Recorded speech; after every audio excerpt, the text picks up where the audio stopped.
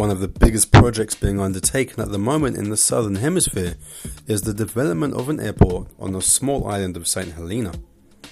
South Africa's Basil has been commissioned to design, construct and operate it for the first 10 years. It's unusual in this age to find greenfield sites, specifically on airports, because most have been built and they're normally getting expanded. This is completely new. In the modern world, without an airport, St Helena has very little chance of competing with anything. It takes, from Cape Town, it takes 5 days or 6 days and 5 nights to get there. There's one dedicated ship that goes to St Helena, so to actually go and visit, it really takes a 3-week round trip. It's fairly expensive. And how many people have got 3 weeks now to go and visit a place? It's these constraints that have led to a decline in St Helena's development over the last 50 years and seen the population decrease by over 20%. This is why, after 10 years of deliberation, the British government decided to invest R3.5 billion into building a new airport. Logistics is a major challenge. The only thing we really get on the island is rock, water and some people. Everything else has to come into the island. All the concrete, all the cement, all the reinforcing steel, all the machines, all the diesel. So we've had to secure our own vessel.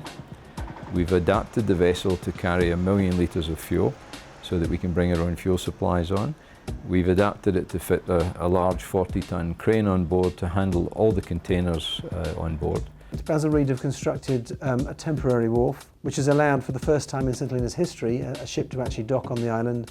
So the ship we have is an 80-metre long, 3,500 ton ocean-going landing craft is the best description. And that craft comes in, moors itself in Rupert's Bay, and we drive the plant off and the containers off. We're going to move in the region of 70,000 tons of cargo, which will include about 26,000 tons of cement, 22 million litres of diesel, which we pump ashore through a floating line, reinforcing steel, over 200 items of heavy construction plant. We first of all have a 14-kilometre access road to get us from where we land our materials through what is called Rupert's Valley.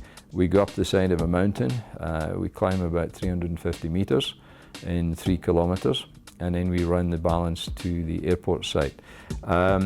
We have, as I mentioned, a 700-metre long concrete culvert which goes under the main fill. The major works are 8 million cubic metres of a rock fill, which goes to a height of about 100 metres. We're effectively filling up a huge gorge towards the one end of the runway.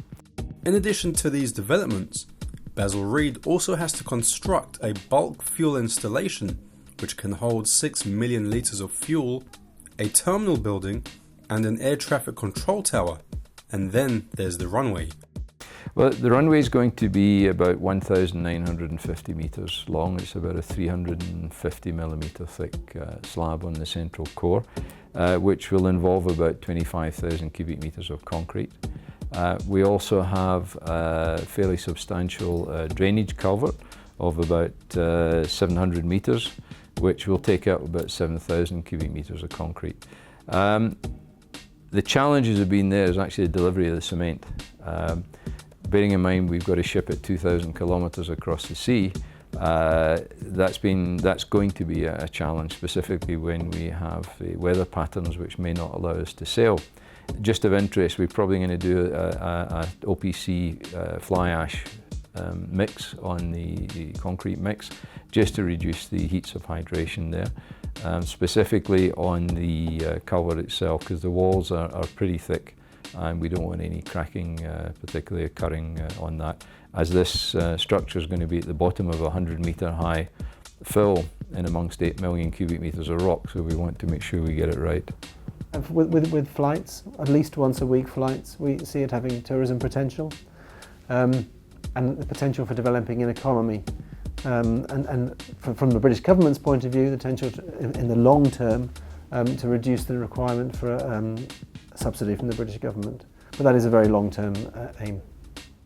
For potential investment and opportunities, go to www.enterprisesthelena.com.